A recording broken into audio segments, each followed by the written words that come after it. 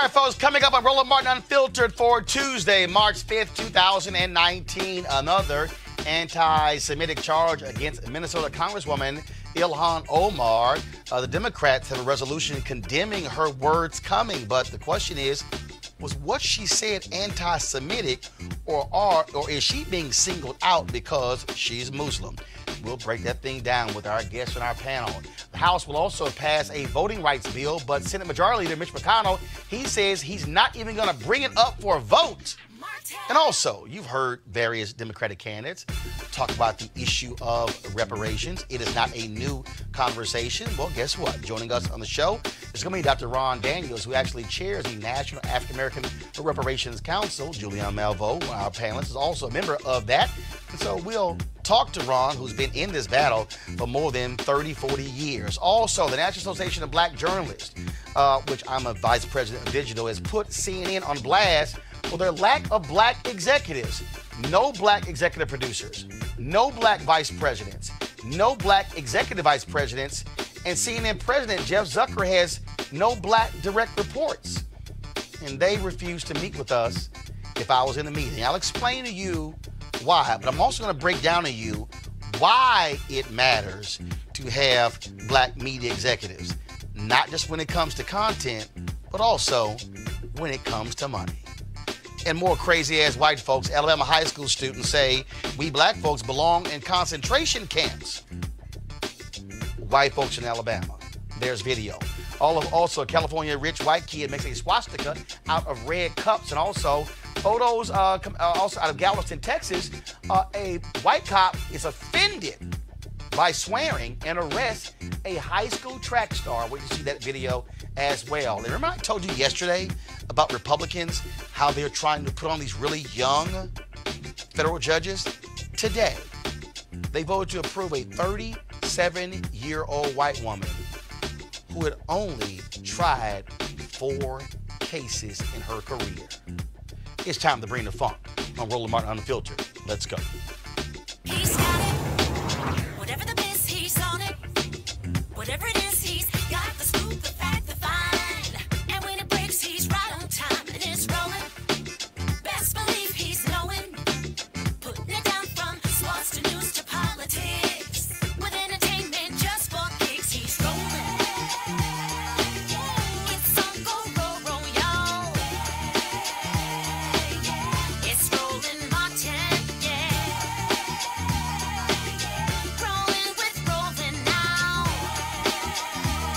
He's funk, he's fresh, he's real, the best, you know he's Roland Martin now.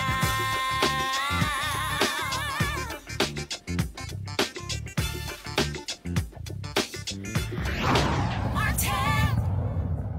All right, folks, there have been two House Democrat freshmen who have been lightning rods and been under withering attack from Republicans. One, Alexandria Ocasio-Cortez, the sister who is from the Bronx in New York, and also Congresswoman Ilhan Omar from Minnesota. She's one of 2 Muslim women serving in the United States Congress. Now, she made a comment last week that they forced her to apologize, and so here's that apology. I want to talk about the political influence in this country that says it is okay for people to push for allegiance to a foreign country. I want to ask, why is it okay for me to talk about the influence of the NRA, of fossil fuel industries, or Big Pharma, and not talk about a powerful lobbying group that is influencing policy? All right, folks, that was the comment that she made that, oh my God, has caused folks to go crazy. Now, why is this perceived as anti-Semitic? Well, it feeds into the very old and very common anti-Semitic image of Jews as scheming subversives working on behalf of foreign powers, a smear commonly referred to as the dual loyalty charge. Now, Congressman Eliot Engels, Democrat from New York, who is the chair of the House Foreign Affairs Committee, which she's a member of, got this ball rolling with this statement. He said that her words were, quote, unacceptable and deeply offensive to call into question the loyalty of fellow American citizens because of their political views, including support for the U.S.-Israel relationship. Her comments were outrageous and deeply hurtful, and I asked that she retract them, apologize, and commit to making her case on policy issues without resorting to attacks that have no place in the Foreign Affairs Committee or the House of Representatives. Now, Democrats in the House, led by Speaker Nancy Pelosi, plan to put a resolution on the floor as early as tonight that condemns her comments related to dual loyalty, but not by name. Now, aside from all of the white supremacy coming out of the mouths of Republicans, there are these actual examples of anti-Semitism around Jews and money coming from them. This is what House Minority Leader Kevin McCarthy said, quote, "We cannot allow Soros, Steyer, and Bloomberg to buy this election. Get out and vote Republican November 6th. Soros is George Soros, the billionaire who has funded many initiatives on the left.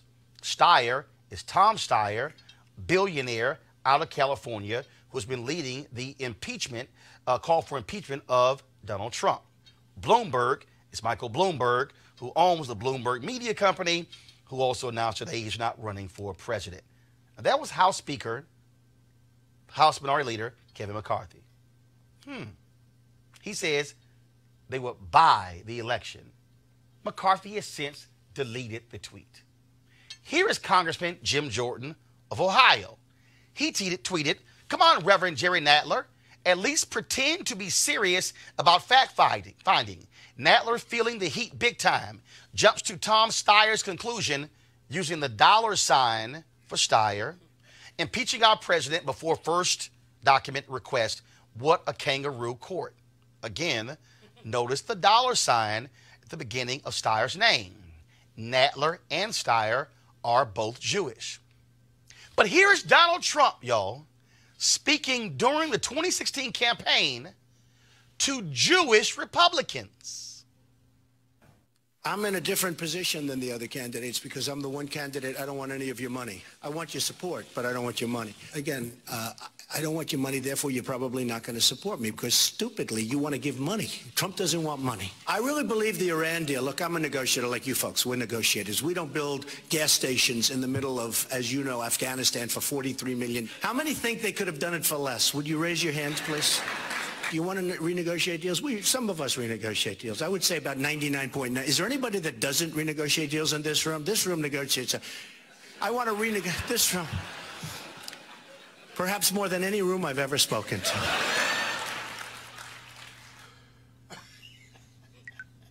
This room negotiates everything. What does that sound like?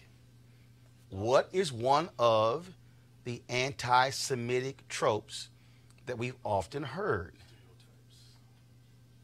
And I'm going to use this phrase because this is what that provokes. When somebody says, "You're trying to Jew me," that is a phrase that has been used to denigrate Jewish folks for trying to lower the price, to negotiate.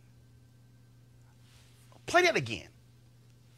Donald Trump, y'all, is speaking during the campaign to Jewish Republicans. But listen to how they responded when he made the negotiation comment. Press play.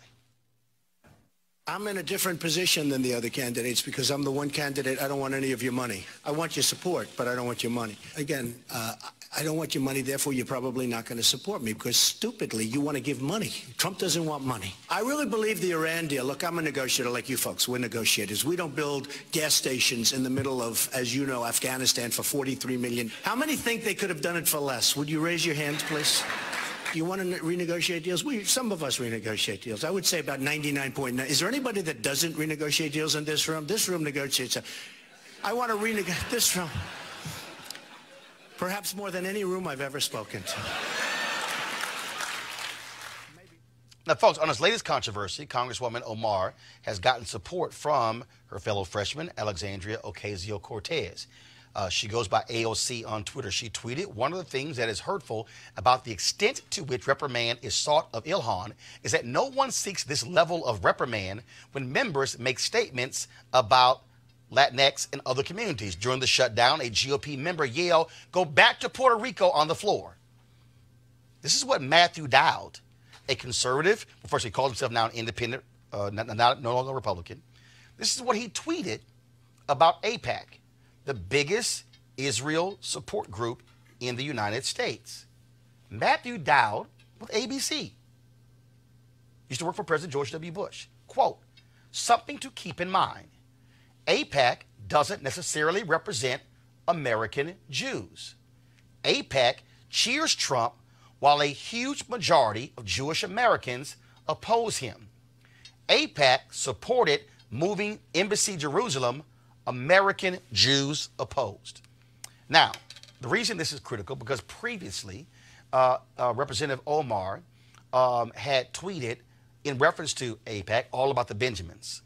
She was also criticized for that and forced to apologize because they said that she was, again, using the old trope of Jews trying to influence American politics with their money. There were others who said, well, wait a minute.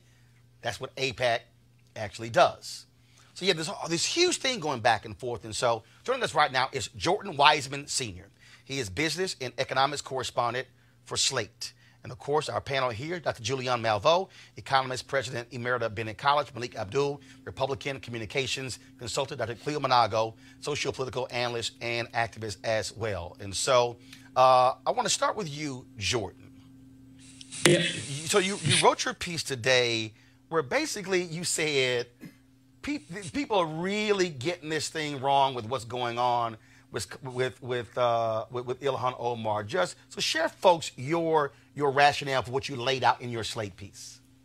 Well, I have sort of complicated feelings about the entire controversy, but I think as far as her specific comments go, they were a bit tone deaf. As I said in my article, there is this old trope about dual loyalty, this idea of Jews as sort of scheming subversives, and it sounds like something very old. It sounds like something that, there were examples of it in 19th century France and Weimar Germany.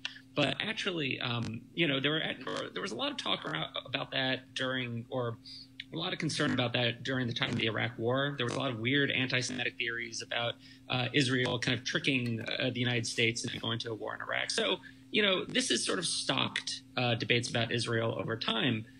With that said, I have not seen evidence that Ilhan Omar has any real animus towards Jews, that she's a Jew hater, as some publications have started saying. What I see is someone who is relatively inexperienced in politics, who came to this country at age 12, speaking English as a second language, who has come up in left-wing circles where my guess is that, she wasn't necessarily, didn't have a lot of conversations about what words trigger Jews on these issues, right? There may be a lack of sensitivity, but I don't think it's intentional. I think her unwillingness to back down the second time wasn't necessarily the greatest, but it's, this is not someone who really seems to me like she's trying to do a Pat Buchanan or she's dog whistling about Israel. Seems like she's trying to do it in a good faith way where she says, I'm talking about lobbying and I'm talking about geopolitics here. I'm not trying to cast aspersions on Jews generally. And what she also is saying here, Jonathan, excuse me, Jordan, is that she said, I am here to serve the interests of my country. Yeah. But you literally have had folks who have said that it's offensive to actually even question America's support for Israel. And in fact, I believe it was a Representative Vargas. Yep. I'm going to pull up his tweet on this. And so much. So this is what he said. Quote, here we go to my iPad. It is disturbing that Representative Omar continues to perpetuate hurtful anti-Semitic stereotypes that misrepresent our Jewish community. Additionally, questioning support for the U.S.-Israel relationship is unacceptable. Exactly. That's unacceptable? Yeah, and this gets to kind of the second part of my argument, which is, let's say you don't know that the word allegiance is a little bit of a trigger, right? A little bit of a dog whistle. If you're just sort of observing the behavior of Israel's most committed U.S. backers in the last few years, it might seem like an appropriate word. They've really done a lot to blur the line between supporting a country and kind of having an allegiance to it. I mean, there's rhetoric like that where he says questioning our support is unacceptable, and that's someone from the Democratic Party. But then there are these more prominent examples, like in 2015 when John Boehner went around the White House's back and invited Benjamin Netanyahu to give a speech in Congress, basically trying to scuttle the whole Iran deal while the Obama administration was trying to negotiate it. You brought the leader of Israel to come in and basically embarrass the U.S. president on his home turf. More recently, there's been the controversy over the BDS movement, the boycott, divest, and sanction movement, which, as I'm sure your listeners and your viewers know, the idea is it's sort of taken from the anti-apartheid playbook. Supporters want to try and isolate Israel economically to force it to move on Palestine. Ilhan Omar is a supporter of this.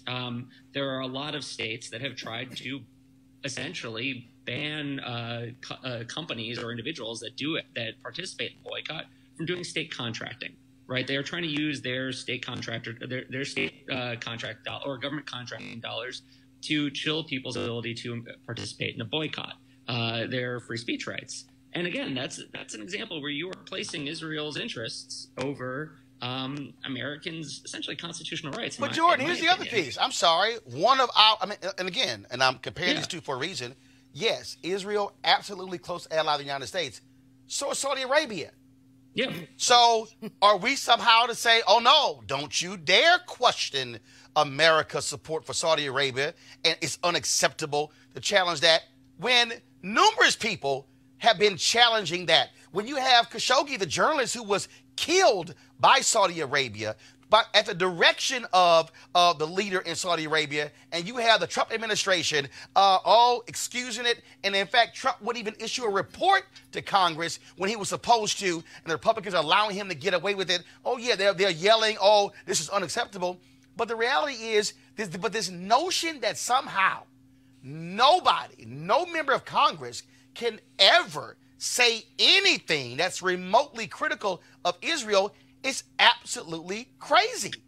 I think that was an example. Vargas is sort of a an extreme example, but yeah, you don't typically hear that rhetoric about other countries, and that's what it comes back to is, there have been these points where the way Israel gets treated in U.S. politics it's unique. Let's put it that way. And, this isn't about the way, and this isn't about Jews again. Vargas, as far as I actually don't know what Vargas's religion is. I don't, but, Israel supporters in the U.S. aren't all Jews. A lot of its most vociferous supporters are, evangelical Christians. Marco Rubio is a big supporter of Israel. He's not been bar mitzvahed. John Boehner, not bar mitzvahed. You know what I mean? So it's like, yeah, you're not talking about Jews trying to, the idea that I guess in the end, it's like this has become this weird, blurry area is the bottom line. And I can't, what Omar is hitting on is that Israel gets this special treatment, and rhetorically and in the way our relationship works in general. And if she used a kind of, iffy word for it, allegiance, I think that the reaction to that is, has been a little bit overkill. All right. Jordan Weisman, Senior Business and Economics Correspondent for Slate. I certainly appreciate it. Thanks a lot. Thank you. All right. I want to go to our panel here. And Malik, I'm going to start with you. And again, when you look at the freshmen who are new, Republicans are really targeting Ocasio-Cortez, targeting Omar, targeting Rashida Tlaib out of Detroit as well. And so what, from your perspective, what she said, was that anti-Semitic? Yeah, I don't know. I don't think I can really make that call. There are Jewish people apparently who are offended by that. I don't think that in this case, this doesn't seem like a Republican thing. I think you mentioned that the chair of the committee or whatever who were pushing this, he was a Democrat. Well, first of all, Democrats, he is, but also Republicans have also been calling for her. Your president to also but at the end of the day, to be condemned. Right, but at the end of the day, these are Democrats who are actually pushing this. So I get the attention on Republicans, but in this case, No. Wait, 1 second. 1 second. 1 second. Democrats control the House. Right. They are putting this forth. But Republicans are also going to vote on it. Right. They've also been calling for it. Right. So it's actually Democrats and Republicans. We can actually discuss both at the same time. Well, yeah, but in this hold on, Susan. Go ahead. In this case, Democrats are actually they're in charge of the House, so of course, it's really on them whether or not they're going to put the resolution for. And it seems like it's something that's going to do. So I think what we should be talking about, and the question that you asked, whether or not that's anti-Semitic. I don't personally think it was, but there are a lot of things that I don't think that are offensive to me that are offensive to other people. Got it, Julian. First of all, it is not anti-Semitic to be opposed to the U.S. position on Israel. Let me repeat that because some people don't get that. It is not anti-Semitic to be opposed to our unwavering, blind support of Israel. Israel commits human rights violations against Palestinians repeatedly. There are so many things on the West Bank that we need to be concerned about. And the fact is that they get a disproportionate number of foreign aid dollars from us. To me, it's ridiculous. Angela Davis, Mark Lamont Hill, we can call the role of those African-American intellectuals who've been targeted because they've done BDS, but support BDS. But more importantly here with this young woman and the freshman class, is it not coincidental that these are women of color? I mean, is this a different standard that's being imposed on them? What you did at the beginning, Roland, was brilliant to show what the chucklehead had said, who lives at 1600 Pennsylvania Avenue, won't call his name. The president. The chucklehead. But also, these members of Congress who have also done this dog whistling thing connecting Jewish people to dollars. So she didn't do anything that they haven't done. In fact, what she did was much milder. And what she's doing is her job. She's saying, let's look at the relationship with Israel. How is it that this country is so sacrosanct that you can't even raise a question about our support of Israel? I'm not saying anything about, well, I will say this. I wrote my senior honors thesis, and this was 2 lifetimes ago. Some of y'all weren't born, about the relationship between Israel and the UN. This is interesting. Every UN commander who went to Israel in the 1940s after Israel was established went over there very pro-Israel.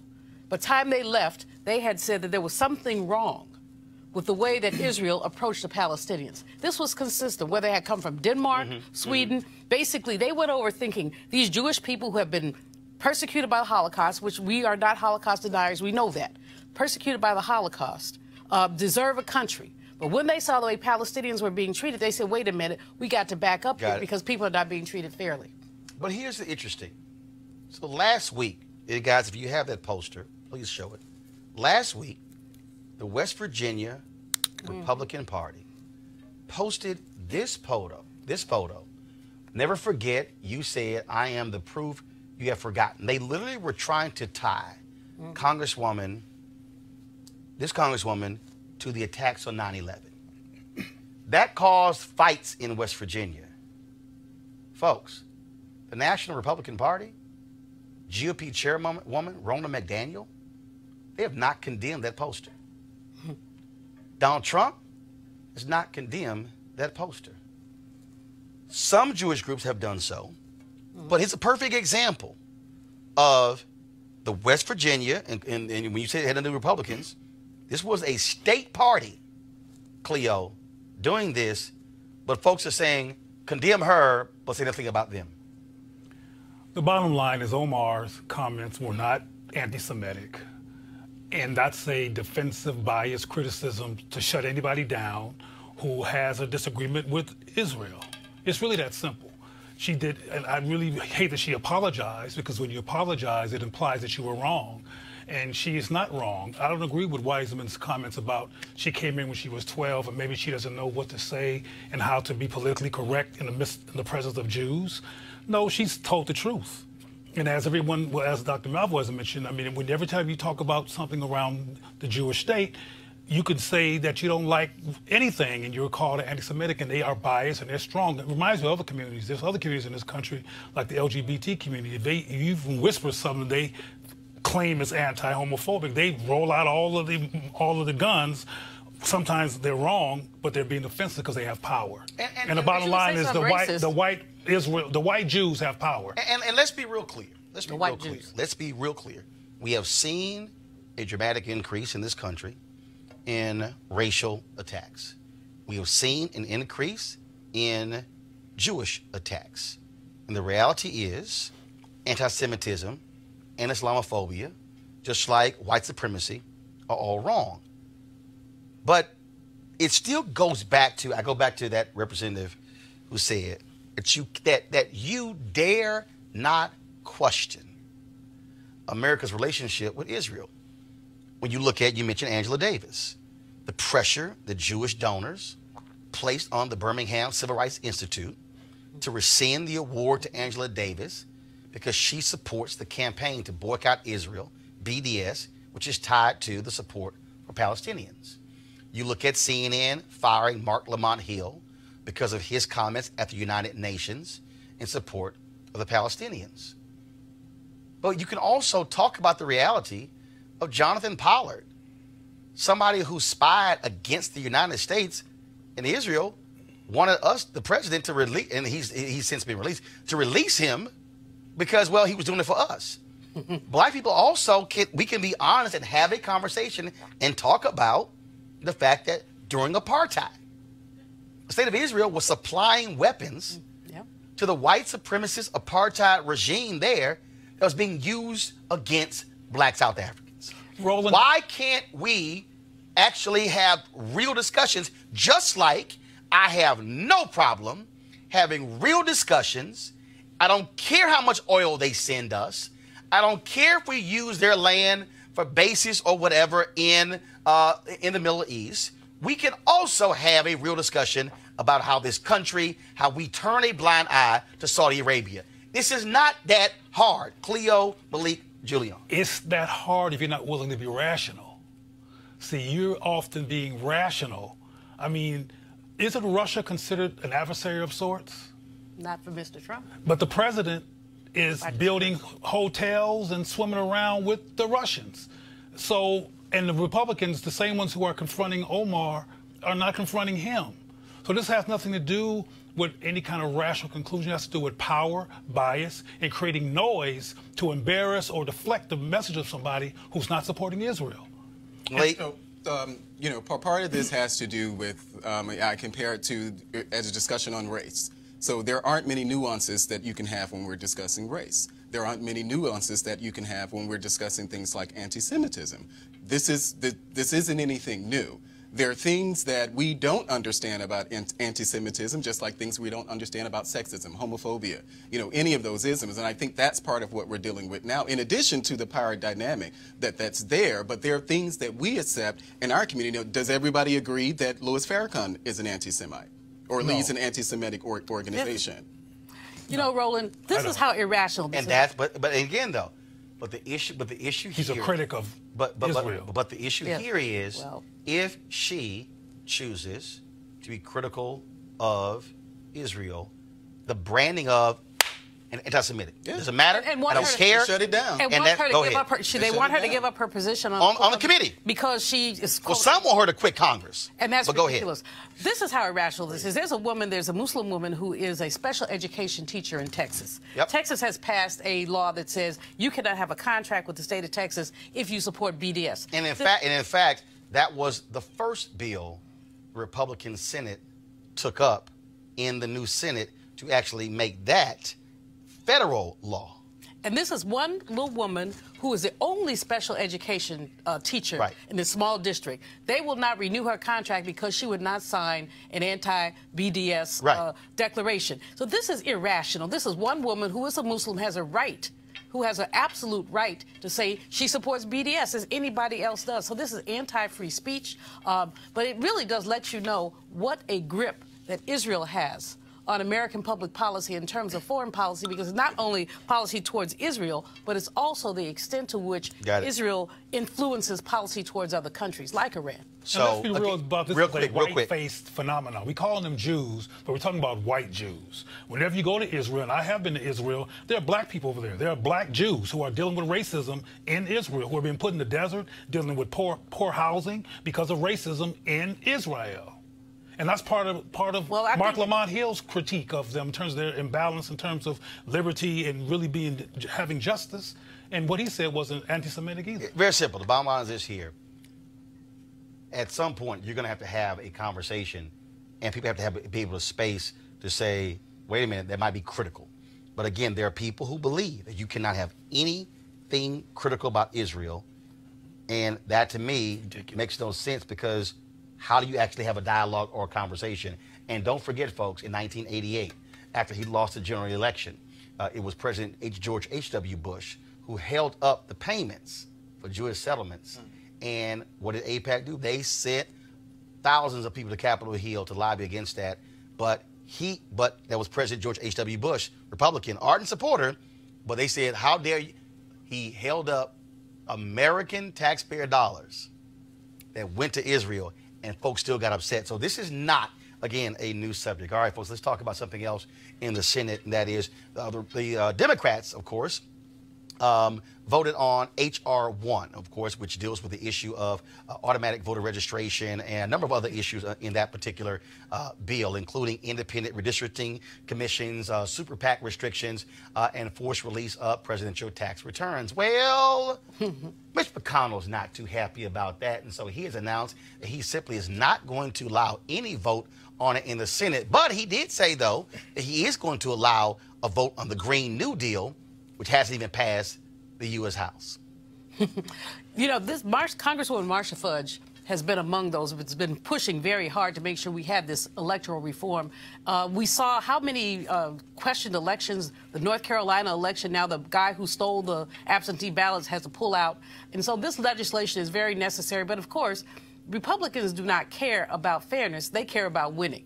And that's pretty much what they've said. And so there's nothing wrong with this legislation. There's nothing anti-Republican about this legislation. It's good legislation. It's legislation that talks about our voting systems. If we believe in democracy, then we believe in legislation like this. So well, Mitch McConnell is a tyrant and a bully. And here he goes again, failing to basically adhere to his constitutional rules, his constitutional responsibilities, instead say, I'm just going to block this legislation. I don't know about you people believe.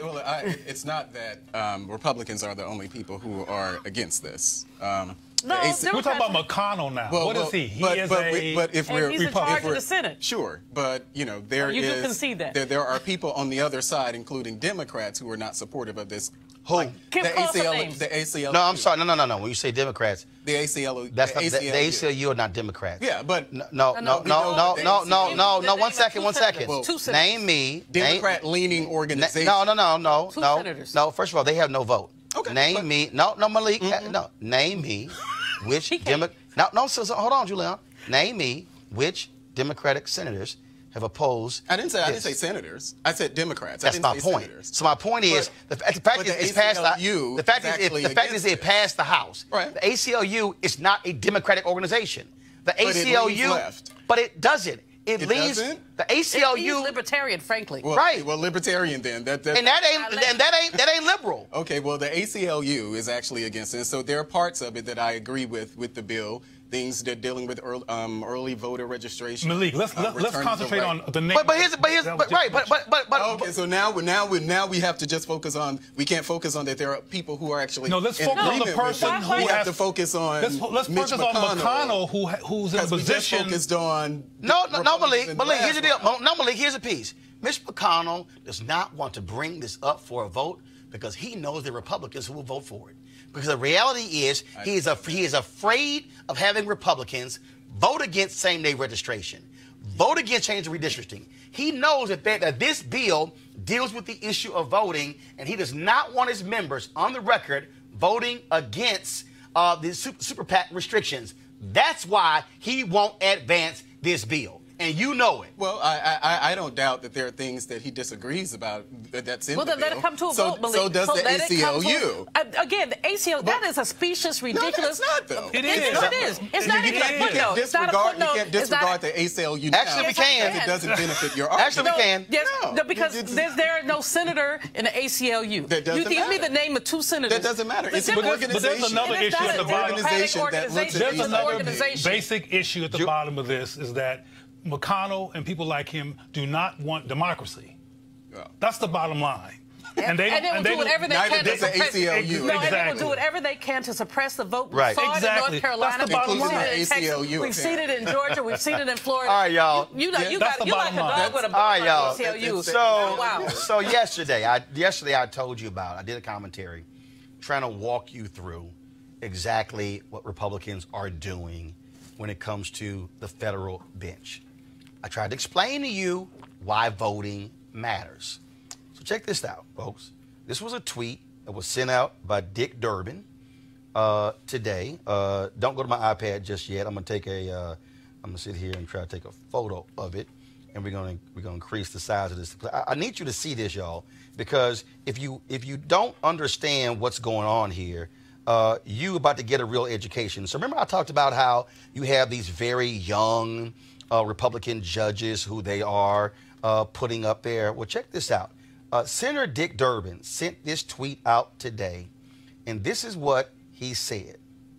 Republicans just advanced the judicial nomination of 36, but she's actually 37-year-old Allison Jones Rushing for the 4th Circuit, North Carolina. She has practiced law for just 9 years. Only tried 4 cases to verdict or judgment in her career. None as lead counsel, and isn't even a member of the North Carolina Bar. Ooh. Now, the full Senate has confirmed her. Now, I told you what the strategy is. I told you that in 24 years, America is going to be a nation majority people of color. Latino, Black, Asian, Native American. I told you that. By 2043, 53% of America will be people of color, 47% white. That means, and I try to walk y'all through this, she will be 61 years old when that happens. The strategy of the Republican Party is to put on young, clueless federal judges because these are lifetime appointments. Now, I'm going to go to our panel, but Malik, I'm going to start with you. Do you actually think somebody 9 years out of law school, somebody who's only tried 4 cases, who was never lead counsel, should have a lifetime appointment as a federal judge? Don't forget, No. I'm not a member of the bar. Oh, I personally don't, but I also don't know what standards have been used in the past. I don't know. Malik. It's not. It's good now because it's a story that we're talking about this 36-year-old. But is she the first 36-year-old to actually be appointed to have her actual nomination advanced? Is she the first 36-year-old? Is she the first one 9 years out of law school? Malik, I I would. If I had I just want to know. If I had $100 bill in my pocket, She's I would gonna be the spit on youngest it, federal spit on my judge. head What? Yes. What the hell? and say no. She probably is the most inexperienced judge. I promise you. If I Well, had some I money, haven't looked at them, and each one. So that's why my whole Well, point is I will that tell you I don't what. know the If qualifications she was of all the federal 99 and not a judges. member of the bar Yeah, and not a had so member- little credentials, But I've already said there would be I don't problems. think that she is, but I'm not the one But- who makes. but- Hold up. Let me read this here. Rushing falls short. The American Bar Association, there you go.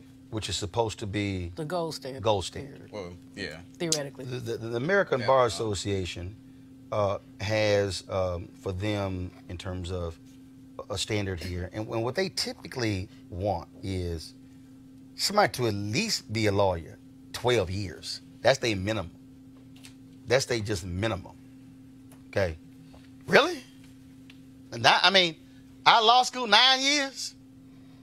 And now lifetime appointment to the federal bench. But Four cases. 4 cases. I mean, the point is that the way you laid it out, Roland, is exactly right. Exactly. What these people are trying to do, as you said, by the time the country is majority minority, the bench will be majority white. You will have the celebration of white supremacy on a daily basis. And let me read this. Oh, let me read this. Liz. Look, here, go to my iPad. While Rushing is a native of North Carolina, she has not practiced law in the state since law school, is not a member of the North Carolina Bar, and according to her firm biography, is not even admitted to practice, Cleo, in the Fourth Circuit, the court to which she's been appointed. But even though this sounds ridiculous in the literal sense, the president is similarly qualified, Oh boy, here we go as with the she president. is, to do what she's doing. And what's that The woman's president name? was elected.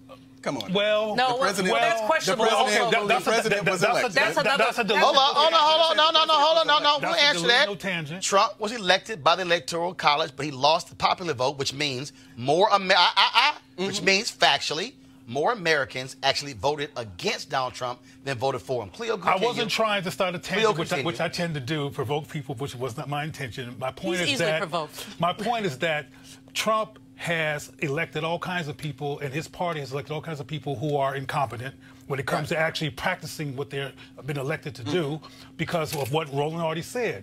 They fit into the white supremacy, white power, white control, white sustainability of power agenda. Ralph Northam doesn't. and like he already said, they get somebody young and make sure that when the But color you can't changes, do You that. can't stay on You think the that- point. you think that Obama wasn't trying to get young judges? You can't You stay don't on think- point if you That try. is on Well, point. even if cannot Obama But stay that on is trying on to get point. young You don't judges. like, you not liking the point doesn't make me not on point. You are off point. No, you don't like the point. That's what it is. I don't There's like a it, but you're distinction also there. off point. But We're having a that's your conversation about the opinion. court, and so you have to throw. But then we move to I don't Trump. think- Wait, Cleo, wait, Cleo. Julian, go. Here's the point. That man in the White House has has basically appointed people who are unqualified at every level from his cabinet. How many of them have had to be run away Got because it. either they were crooked or incompetent?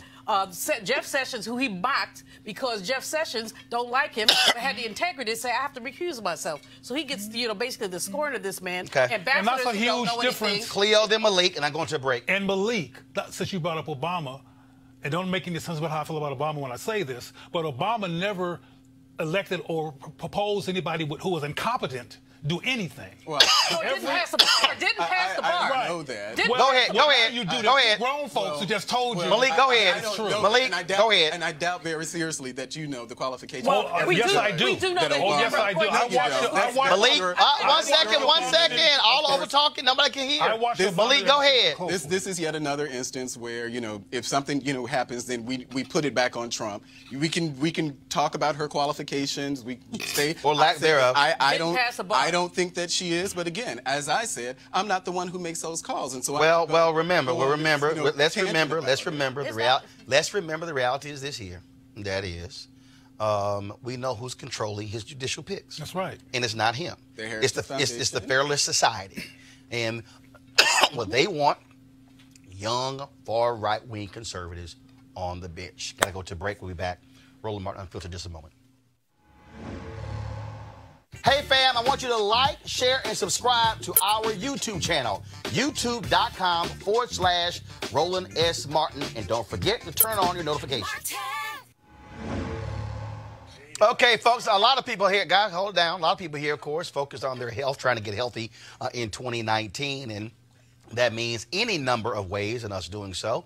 And so some folks about working out, some people about, of course, changing eating habits. One of the ways you can do is the D-Herbs Full Body Cleanse. They have 27 different cleanses that you can actually choose from. Some of them very short, some last as long as 20 days. I did the 20-day one earlier this year, lost about 18 pounds of that cleanse. But what it also did was, of course, change your mindset in terms of how you approach food. The focus, of course, was on fresh fruits as well as vegetables, in addition to raw nuts, and drinking lots of water. And so a D-Herb Cleanse is all about you, of course, feeling stronger and healthier and removing a lot of the toxic foods and the processed foods and fried foods and trying to get us, to eat a lot healthier. Now, if you want to participate on the Full Body Cleanse, all you got to do is go to dherbs.com, dherbs.com, and you can also use the promo code Roland. The promo code Roland. You can also, of course, call 1-866-4D-HERBS, 1-866-4D-HERBS. When you go to checkout,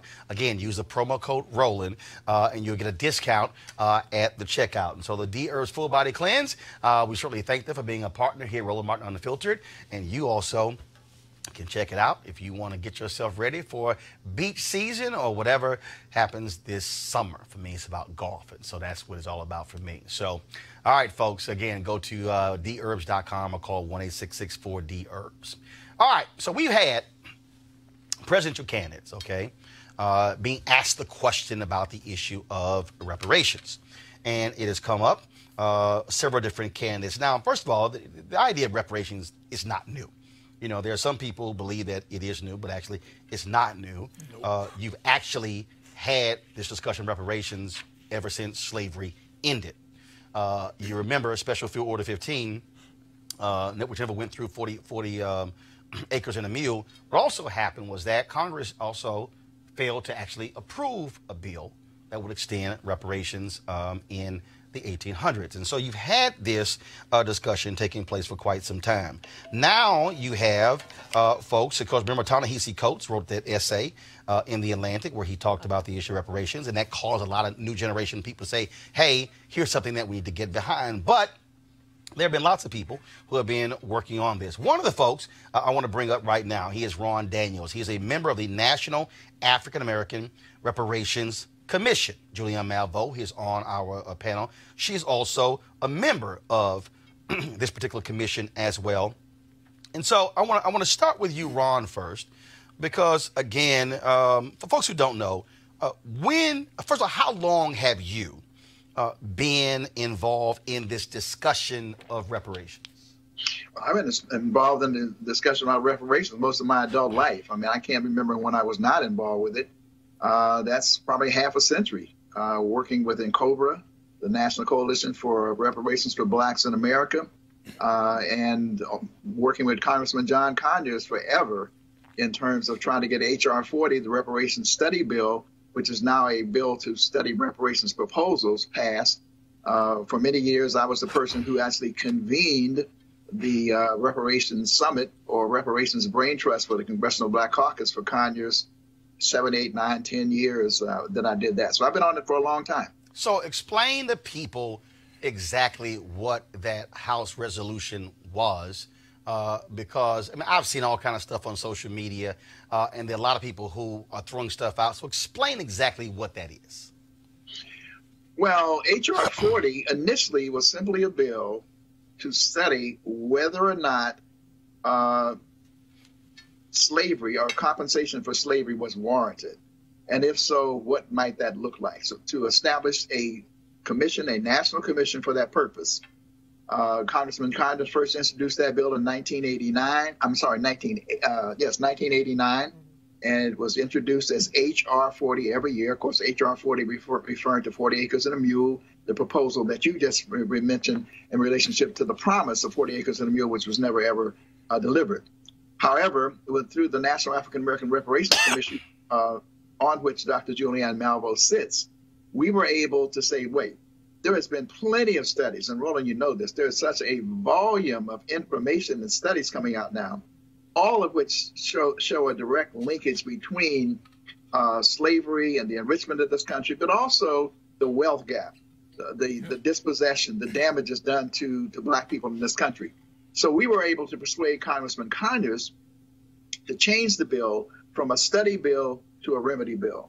So now it is a bill to study reparations proposals for African Americans. So it's no longer a question of saying, should we get reparations? It is now about saying, what should that look like? And as far as I'm concerned, when it looks at the presidential candidates, I think it's a very positive development, because what it shows is that the movement over time, including the work of Ta-Nehisi Coates and others, has really been strong enough that, and the movement for Black Lives and of course the work that we've been doing with NARC, has pushed these candidates to now recognize that it is a major issue on the agenda of Black America.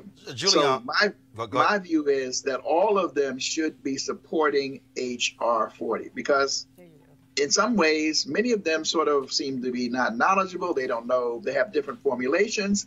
Well, the best way to handle that really is for them to, in fact, push forward with H.R. 40. But Julian, what's interesting is you have folks who say, no, H.R. 40, that's not enough. You need to push even further.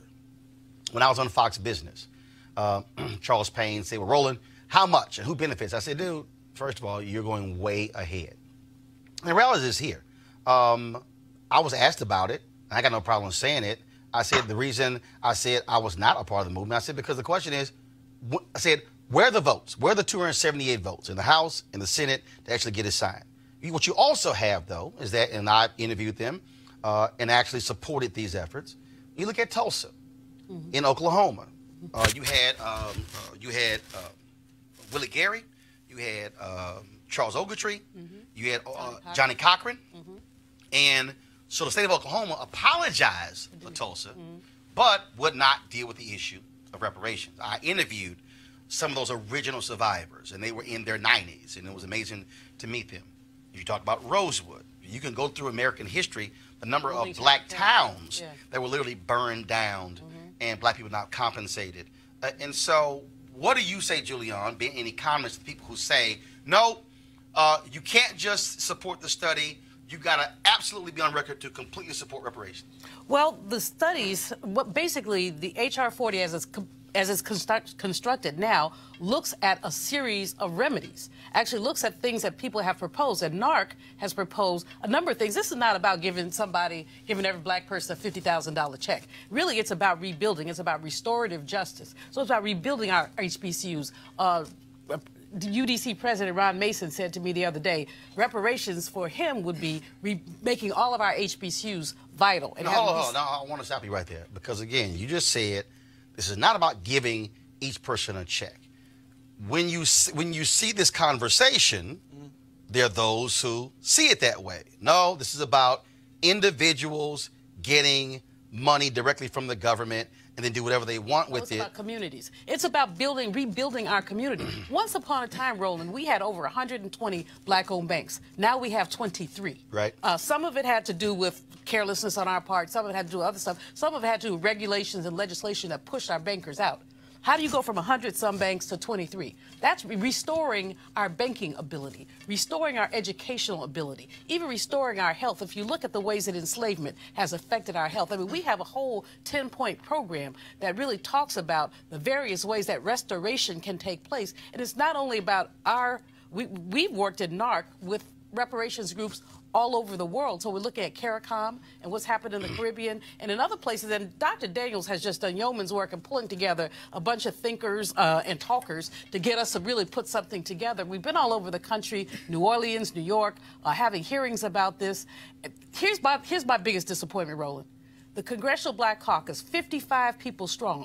All right, 55 members. All of them have not co-signed H.R. 40. Kamala and Cory Booker, if they co-signed it, they did it very recently. So when they're talking about reparations, they need to just shut their mouths. And actually, I don't believe Senator Booker has done an interview on that. I know Senator Kamala Harris was asked that question in an interview with Natasha Alford with the Griot. Ron, I got to ask you what Julian just said. Do you see it as community building or individual checks? Because, again, that's a distinction that some people actually don't make. Well, I see it as corporate and collective, though I defend the right. There's some people who still, debate and say it should be individual. The problem with that, frankly, Roland, is it's hard to trace the lineage back to individual African Americans. And that's one of the things that happens within the court system. You run into the question of standing. But even as you said before, even in Tulsa, where they found the people, you still had a situation where the compensation was not forthcoming. So wait a minute. So we got to do it collectively. But Ron, how do we build health systems? How do we build educational systems? How do we get land? For example, the Native Americans have been granted land, even though they need more repair.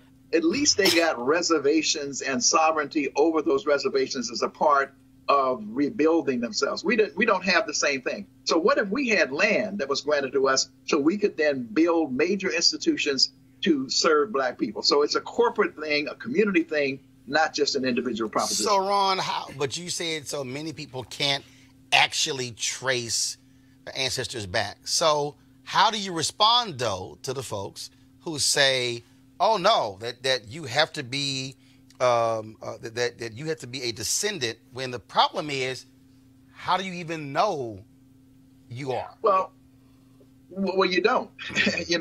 So you take that argument off the table, and you take that argument off the table by saying what we do know is that collectively the issue of slavery impacted Black people, even to the present, to the current state, because of the wealth gap. We do know that there were intergenerational deficits passed on because Black people did not have the same opportunities. For example, if you look at the Homestead Act, which happened at the same time that it was a proposal for H.R. 40, the 40 acres and a mule. We didn't get the 40 acres and a mule, but large numbers of relatively poor and working class white people, and we don't disparage that, and we don't hate them for that. They got the Homestead Act.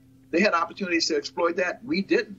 You can go right down the line, not only for enslavement, things like the GI Bill, where there was systematic denial of Black people rights to the GI Bill.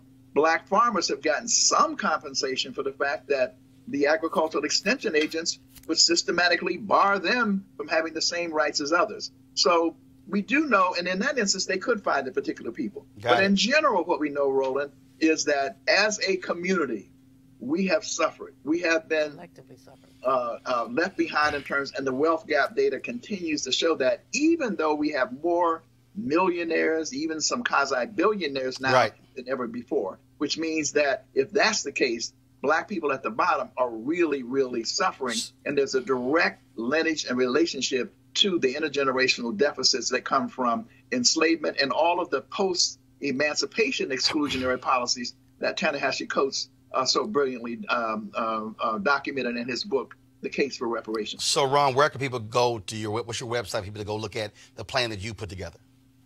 And the website is ibw21.org, ibw21.org. And we have assembled the most extensive online reparations resource center of anywhere in the world.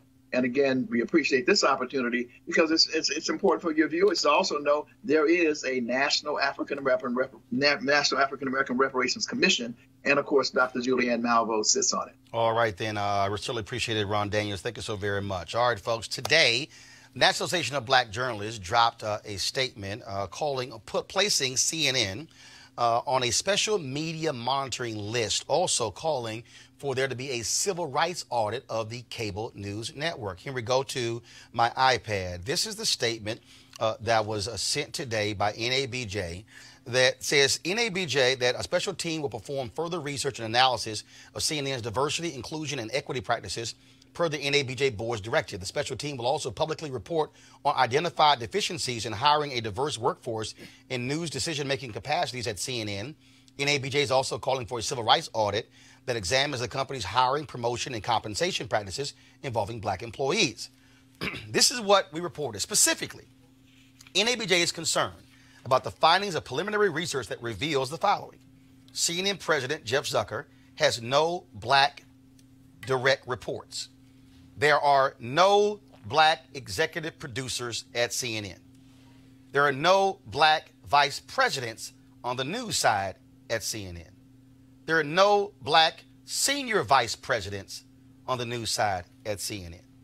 Now, for several months, the National Association of Black Journalists, and again, I'm Vice President Digital on the board, we have been trying to set up a meeting with CNN. We actually had a meeting set up. And then about 5 days before the meeting, CNN said, oh, no, we got some issues because Roland Martin is going to be in the meeting. They objected because they said, because of the controversy with him and Donna Brazile in the town hall in 2016, he can't be in the meeting. NABJ told CNN, you don't tell us who gets to sit on our side of the table. NABJ said, I'm a vice president. I'm on the executive leadership team of NABJ. We've met, with CBS News. We met with Susan Zirinsky, the new president, on Friday. We met with the old president, David Rhodes, last year. We have a meeting with ABC week after next. We actually sat down, y'all, with the top leadership team of Fox News, including its CEO, Suzanne Scott, including the president of Fox Business, her top leadership team. We also have meetings. We've met with NBC News and have more meetings with them. So we have met all the networks. CNN said, oh, no, because Roland Martin can't be in the meeting. But check this out. So CNN sent this statement here. I'm just going to read it. Don't go to my iPad because I'm pulling from the email. For months, we have been working with NABJ to schedule a meeting because the relationship between CNN and NABJ is very important to us.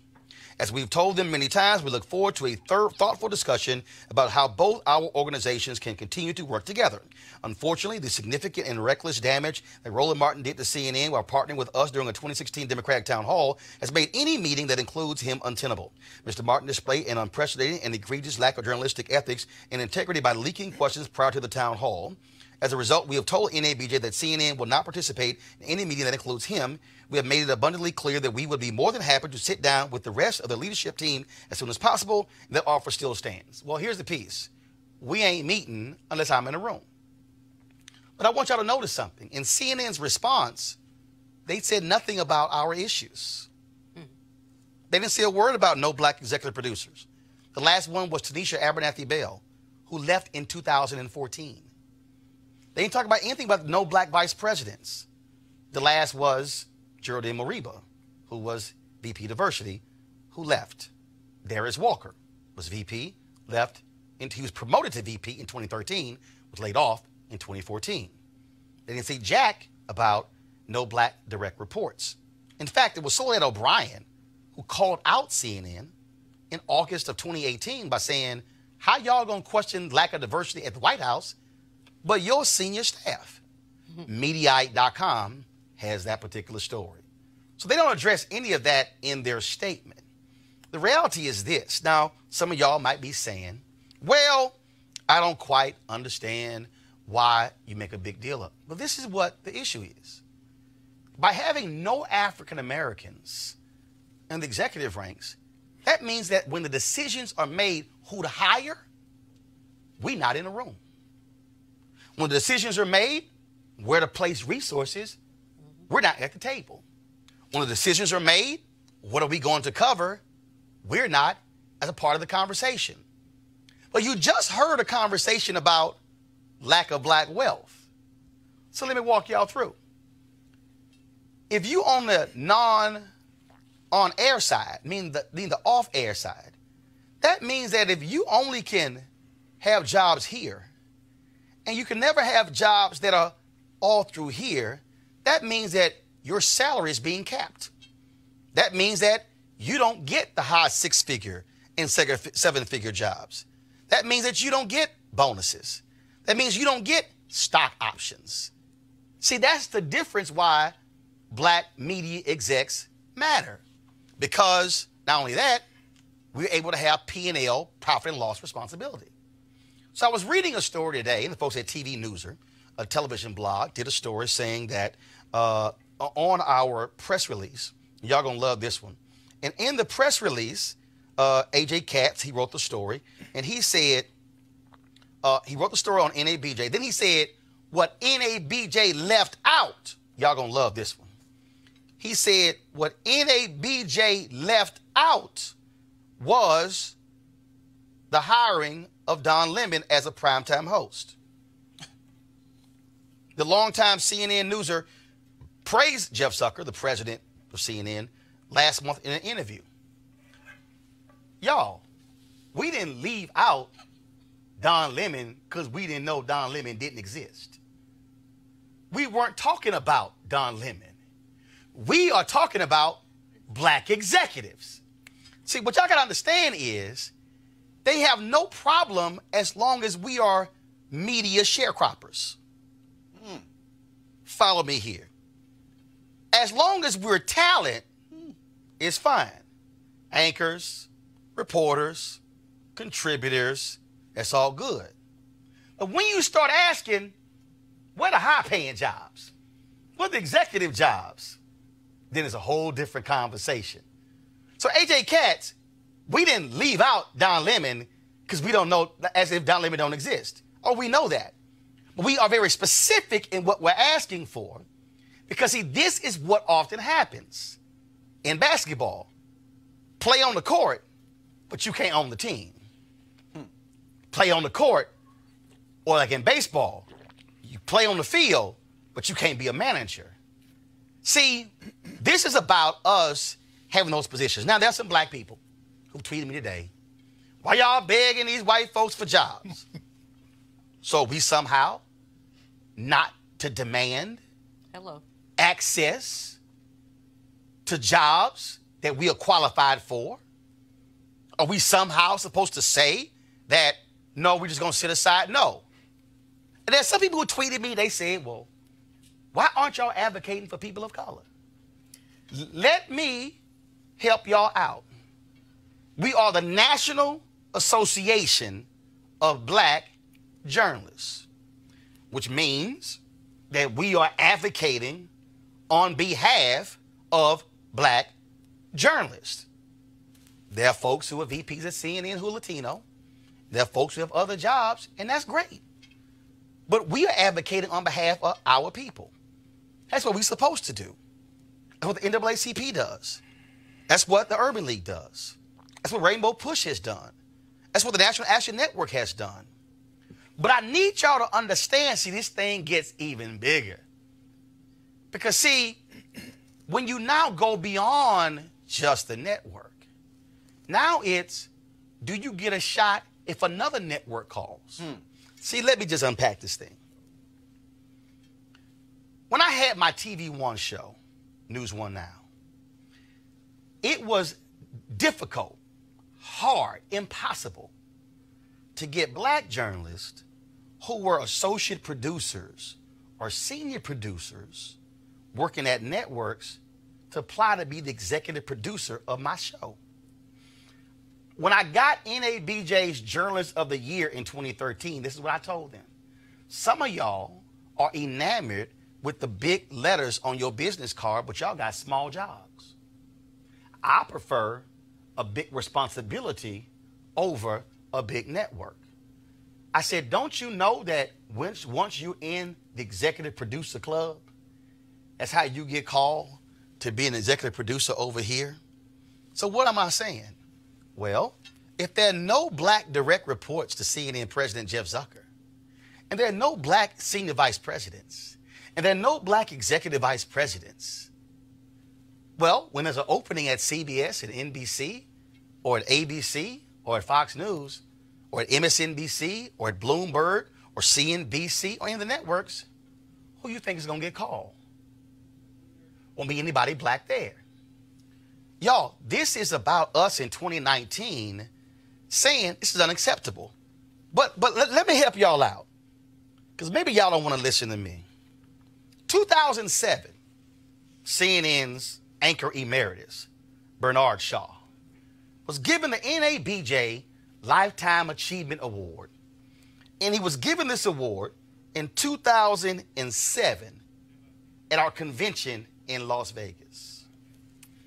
I want y'all to hear what Bernard Shaw said to NABJ 12 years ago. Beyond this ballroom tonight, white males, wake up. Wake up. Globally, you are an island speck in an ocean of color.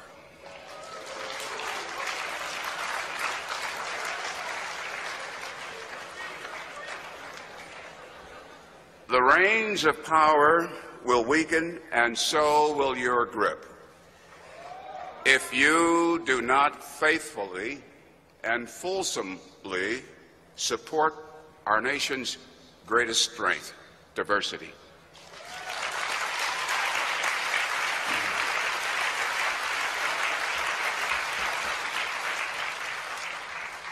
If you do not share, you will lose.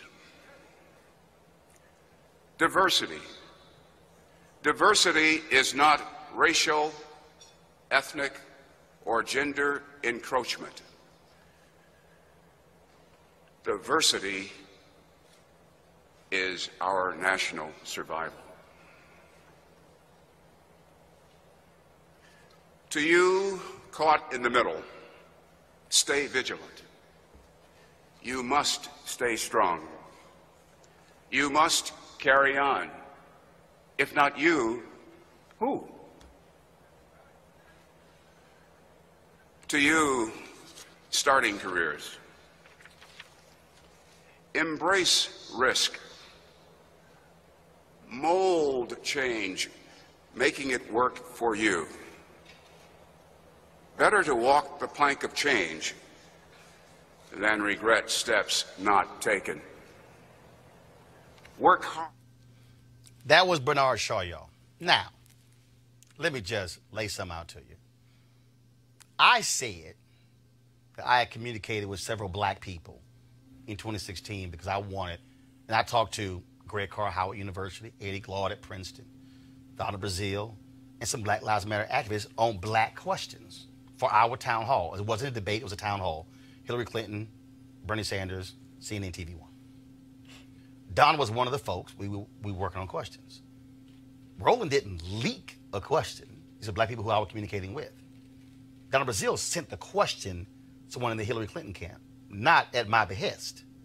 She was wrong for that. She admitted she was wrong for that and that she should not have done it. So those are facts. Those are facts. So Jeff Zucker, he's upset, he's mad. I got you. But let me be real clear. This ain't about Roland and CNN. This is about whether or not this news network that generated $1.2 billion in profit, that has black folks who are watching it, has an open workplace where black folks feel that they have a sure shot at being able to be promoted in the network. And I said, somebody, and let me be real clear with y'all, I spent 6 years at CNN, 2007, 2013, it'll be 6 years since I've been gone next month. And while I was there, I was fighting for black folks to get hired. While I was there, I was fighting for black folks to be hired in executive positions. While I was there, I was fighting for black people to be hired on air and off air. And so my entire career has been about focus on African Americans being able to get shots in media. I've supported black media and black ownership, but also us having a job in mainstream. But what will not happen is someone tells a black organization who you can and cannot have at the table. Because the reality is this. This ain't about me and 2016 and Donna and what she did. This is about whether or not you have a workplace and executives who have the willingness to do what Bernard Shaw said, and that is recognize that America ain't the nation it used to be. And there's no reason in the world that CNN has fewer black executives in 2019 than when Jeff Zucker got hired in 2012. That is what they should be offended by. That is what they should be concerned about. And what they should be saying is, NABJ, how can y'all help us fix this? But if you want to make it about me, go on right ahead. But we are not going to back down and not fight for black journalists. I'm going to go to my panel real quick here. This is about economic opportunities, Julianne. Nothing but. And Roland, you know, this is the height of white supremacy. For white folks to tell black folks, we're not going to meet with you unless you meet on our terms. You're an officer of NABJ. You know, you have a right to be in the room. Officer, three-time board member, life member. Okay. Sorry to sell you short, but I know it's all good. It's all right. But you know, but basically, NABJ advocating for black journalists has a right to determine who's going to be in that room. White supremacy suggests that white voices are the only voices that are important, and that they dictate the terms and conditions of conversation. And you're absolutely right. Who gets the stock options? Who gets the multi-week vacations? Who gets the employment flexibility? The people are higher up the totem pole. So, yeah, there are lots of black contributors at CNN. We know what contributors make. They're on contract per appearance. They make no decisions. They don't even make decisions on when they show up. They call them when they want them. In terms of the executives, those are the people who are making the decisions that need to be made. And so I applaud NABJ, and I applaud you. And stand your ground, man. Stand your ground. Gotcha. And again, what I want, Malik, for people to understand, and I want people to understand, see, I ain't got no problem being transparent. I ain't got no problem saying what happened and what went down. I have no problem with that. But my deal is, CNN, you're not going to deflect. The issue, no black executives. Not a primetime host, not somebody on the weekend, not somebody who's a contributor, but where are the black executives? Because, see, the black executives, when they in the room, it's also, why are we paying so-and-so that? Why aren't they getting paid like so-and-so? See, power is when you at the table. Shirley Chisholm said, if you ain't see the table, pull a chair. Hell, you can't even pull a chair up because you don't even have people who are in a pipeline to even be able to walk past the room. Yeah, and so this is one of those instances where blacks just in general, you know, there needs to be more coming together around issues like this. We should always be challenging all of the networks, and especially CNN, to increase their diversity, but we don't do that enough. You know, don't just allow, whether it's Fox or CNN or any of these networks, don't just allow them to play to our sensitivities or our fears or, you know, any of our isms that we may have. Challenge them on things just like what we're talking about, what you're doing. You know, don't do it in the fact that they, now I will disagree a bit. I don't know if that has a lot to do with white supremacy, the fact that they decided that they didn't want to have you at the table, as it is just that sort of power structure that and it's the same that exists in Fox or probably any other place of business. I don't think it's necessarily about white supremacy. Someone said, and I forgot who it was, that if you're not at the table, you're on the menu. And black folks are always on the menu to dice and slice and manipulate. My concern here, Roland, first of all, congratulations for taking this effort, because I've said a long time ago that the final frontier for black people is to have some control over the media, because black people watch the media disproportionately, and it has a huge impact and often a negative impact on our self-concept. But I want us to watch out for tokenism, because white supremacy is very slick and likes to stack the deck and do deceptive things and make itself look like it's doing the right thing. We got to make sure that when they do feel forced to hire somebody black, that it's not a token. That is not a black person who has no relationship to black people and black community at all, or even a black partner. Oh, absolutely. Even a black partner at home. Because frankly, most of the people who have a primetime anything that are black on that network don't have a black partner at home. Just like Channing Duggan at ABC don't have a black partner at home. And well, first of all, she's no longer at ABC. Okay. And so when they got sold, when Fox sold their entertainment assets to ABC Disney, she actually left. She's now actually at Netflix. But go ahead. Okay, but the point is, she was there, and everybody said, "Oh, a black person's there," and there's a consistency of getting black tokens in who do not have black cultural engagement or black personal, even in their own lives, black community at home, but they appeal to white people and they keep white supremacy going in blackface. Well, granted, she's entertainment, not news. Well, and again, the reality is, our position is we're not interested in one person. Right. There are multiple jobs there. But whites are hiring. No. I understand that. But based on their value. I understand that. And the point that we're making is we are going to use this as an inflection point to push it and to make those changes. And again, so everybody, I need y'all to understand, Fox, let me help y'all out. I've been highly critical of Fox News. They used to keep a file on me when Roger Ailes was there. Yeah, I was actually told by a sister there. They got a whole thick file on you. Every comment and tweet I made. Fox News sat down with us and met with us. I was at the table. I'm gonna show y'all the photo tomorrow. But Fox. But I'm purposely making this point because I need people to understand. Fox News met with us. CBS met with us. NBC News met with us. We're meeting with ABC.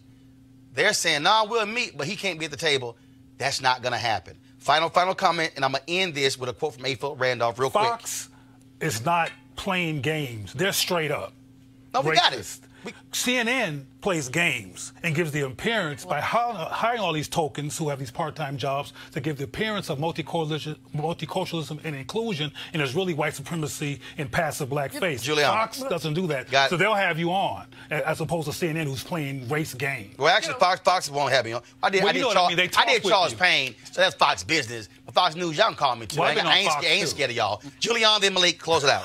You know, Donna Brazil's name has been invoked here. Donna made a mistake. Donna has paid a higher price for the mistakes she made than many of these mainstream white anchors have paid for the mistakes they've made. Farrar, what's his name? Faraz PS. Zakaria. Fareed Zakaria. plagiarism, and he back on the air. You know, so I'm not co-signing what Donna did, but let's be clear that, you know, black folks pay a higher price for these minor mistakes that they make. It's an issue that affects whether you're Democrat or Republican. True. BJ should continue pushing it. I support you all in what you're doing. So here's a quote I'm going to end this with. And this quote is directly for Jeff Zucker. It's for the folks at CNN. For anybody out there who's wondering why we do what we do. The great labor leader, A. Philip Randolph, said this. Here, you can go to my iPad. At the banquet table of nature, there are no reserved seats. You get what you can take, and you keep what you can hold. If you can't take anything, you won't get anything. And if you can't hold anything, you won't keep anything. And you can't take anything without organization. Frederick Douglass, power concedes nothing without a demand, never has and never will. And that's precisely why the National Association of Black Journalists, founded by folks like Chuck Stone, like Vernon Jarrett, like Max Robinson, like Maureen Bunyan, Dorothy Gilliam, they founded this precisely because we were here to fight for black journalists. And CNN, y'all can refuse to meet with me, but you have new bosses now at AT&T. We'll be happy to meet with them. Folks, you can support Roland Martin Unfiltered.com. The show by going to Roland Martin Unfiltered.com, joining our Bring the Funk fan club. Every dollar you give to us goes to support what we do here every single day. So please, you can do it by Cash App, PayPal, or you can also take advantage of Square. Also, look, if you missed the show, let's say you want to hear it on the go, download our podcast. Go to SoundCloud, Spotify. You can also go to iTunes as well. Every show that we do, not just on YouTube, Periscope, Facebook, but we also have an audio podcast of all of our shows. And so definitely download our podcast for you to have the show on the go and spread the word as well. Malik, Julian, Cleo, we certainly appreciate it. Thank you so very much. Folks, I got to go. I'll see you guys tomorrow. Same bat time, same bat channel. Black time. And guess what? We're going to still be black. Out. Black.